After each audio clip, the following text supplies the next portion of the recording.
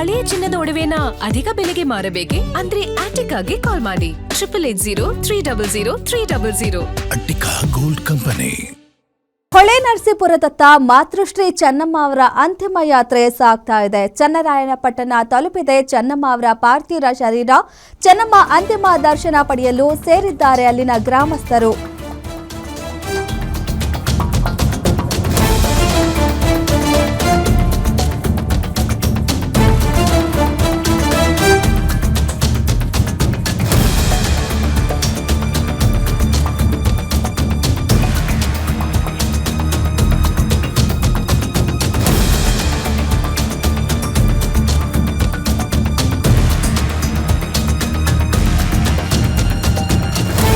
ಹೊಳೆನರಸೀಪುರದತ್ತ ಚೆನ್ನಮ್ಮ ಅವರ ಅಂತಿಮ ಯಾತ್ರೆ ಸಾಗ್ತಾ ಇದೆ. ಈಗ ಚನ್ನರಾಯಪಟ್ಟಣ ತಲುಪಿದ ಚೆನ್ನಮ್ಮ ಅವರ ಪಾರ್ಥಿವ ಶರೀರ.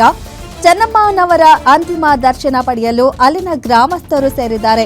ಮಾರ್ಗದುದ್ದಕ್ಕೂ ಅಮ್ಮನ ದರ್ಶನ ಪಡೆದು ಜನರು ಕಣ್ಣೀರು ಹಾಕ್ತಾ ಇದ್ದಾರೆ. ಕೆಲವೇ ಕ್ಷಣಗಳಲ್ಲಿ ಹೊಳೆನರಸೀಪುರಕ್ಕೆ ತಲುಪಲಿದೆ ಪಾರ್ಥಿವ ಶರೀರ.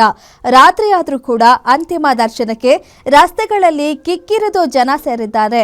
ನಾಳೆ ಬೆಳಗ್ಗಿನವರೆಗೂ ರೇವಣ್ಣ ಅವರ ಮನೆಯಲ್ಲಿ ಅಂತಿಮ ದರ್ಶನಕ್ಕೆ ವ್ಯವಸ್ಥೆಯನ್ನ ಮಾಡಲಾಗಿದೆ.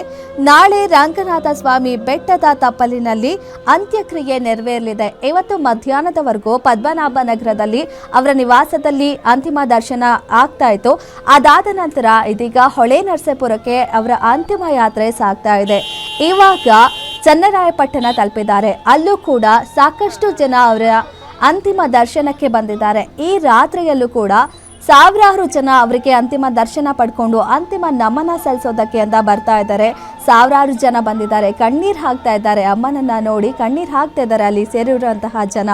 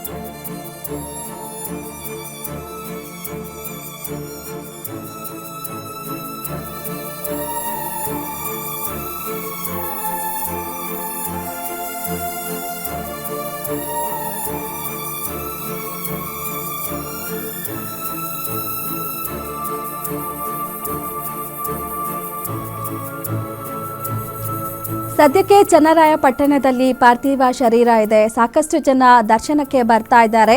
ಇನ್ನು ಕೆಲವೇ ಕ್ಷಣಗಳಲ್ಲಿ ಹೊಳೆನರಸೀಪುರ ಸೇರಲಿದೆ ಪಾರ್ಥಿವ ಶರೀರ. ಅಲ್ಲಿಂದ ಸ್ವಲ್ಪ ದೂರ ಇದೆ, ಇನ್ನು 25-30 ಕಿಲೋಮೀಟರ್ ಇದೆ. ಸ್ವಲ್ಪ ಸಮಯದಲ್ಲಿ ಹೊಳೆನರಸೀಪುರ ತಲುಪುತ್ತೆ. ಅಲ್ಲಿ ರೇವಣ್ಣನವರ ಮನೆಯಲ್ಲಿ ಅಂತಿಮ ದರ್ಶನಕ್ಕೆ ಸಾರ್ವಜನಿಕರಿಗೆ ಸಕಲ ಸಿದ್ಧತೆಗಳನ್ನು ವ್ಯವಸ್ಥೆಗಳನ್ನು ಮಾಡಿಕೊಳ್ಳಲಾಗಿದೆ. ಬೆಳಗ್ಗೆವರೆಗೂ ನಾಳೆ ಮಧ್ಯಾಹ್ನದವರೆಗೂ ಆಲ್ಮೋಸ್ಟ್ ಸಾರ್ವಜನಿಕರ ದರ್ಶನಕ್ಕೆ ಪಾರ್ಥಿವ ಶರೀರವನ್ನು ಇಟ್ಟಿರ್ತಾರೆ. ಅದಾದ ಮೇಲೆ ದೇವೇಗೌಡರವರ ಹುಟ್ಟೂರು ಹರದನಹಳ್ಳಿಯಲ್ಲಿ ಅಂತ್ಯ ಸಂಸ್ಕಾರ ನಡೆಯುತ್ತೆ. ಅವರ ಆರಾಧ್ಯ ದೈವ ರಂಗನಾಥ ಸ್ವಾಮಿ ಬೆಟ್ಟದ ತಪ್ಪಲಿನಲ್ಲಿ ಅಂತ್ಯಕ್ರಿಯೆ ನಡೆಯಲಿದೆ. ಈ ವಿಚಾರದ ಬಗ್ಗೆ ಮತ್ತಷ್ಟು ಅಪ್ಡೇಟ್ಸ್ ಕೊಡ್ತಾರೆ ನಮ್ಮ ಪ್ರತಿನಿಧಿ ದುರ್ಗೇಶ್ ಅವರು. ದುರ್ಗೇಶ್ ಅವರೇ, ಇನ್ನೂ ಅಲ್ಲೇ ಚನ್ನರಾಯಪಟ್ಟಣದಲ್ಲಿ ಇದೆಯಾ? ಇನ್ನೂ ಎಷ್ಟೊತ್ತಾಗ್ಬೋದು ಹೊಳೆನರಸೀಪುರ ತಲುಪೋದಕ್ಕೆ? ಹೇಗಿದೆ ಅಲ್ಲಿ ಈಗ ಪರಿಸ್ಥಿತಿ? ಏನಿದೆ ಹೆಚ್ಚಿನ ಅಪ್ಡೇಟ್?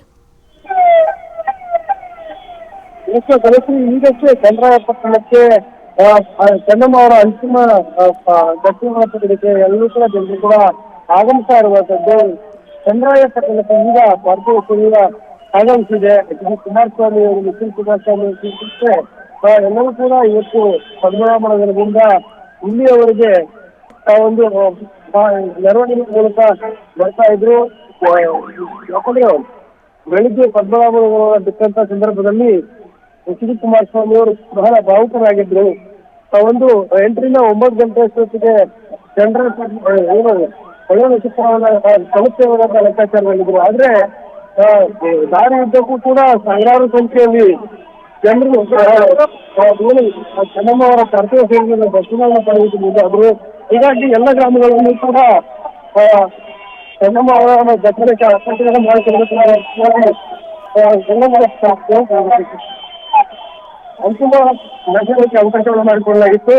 ಹೀಗಾಗಿ ರಾತ್ರಿ 1 ಗಂಟೆ 2 ಗಂಟೆವರೆಗೂ ಕೂಡ ಒಳ್ಳೆ ನಕ್ಷತ್ರಕ್ಕೆ ಒಂದು ಪಾರ್ಥಿವ ಶರೀರ ತಲುಪುವಂಥದ್ದು.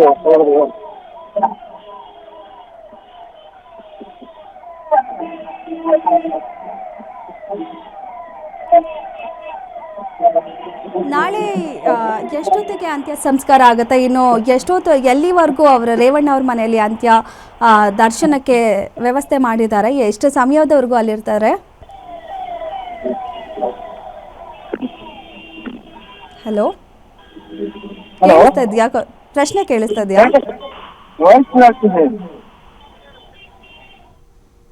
ಓಕೆ, ಥ್ಯಾಂಕ್ ಯು ನಿಮ್ಮೆಲ್ಲ ಮಾಹಿತಿಗೆ. Thank you.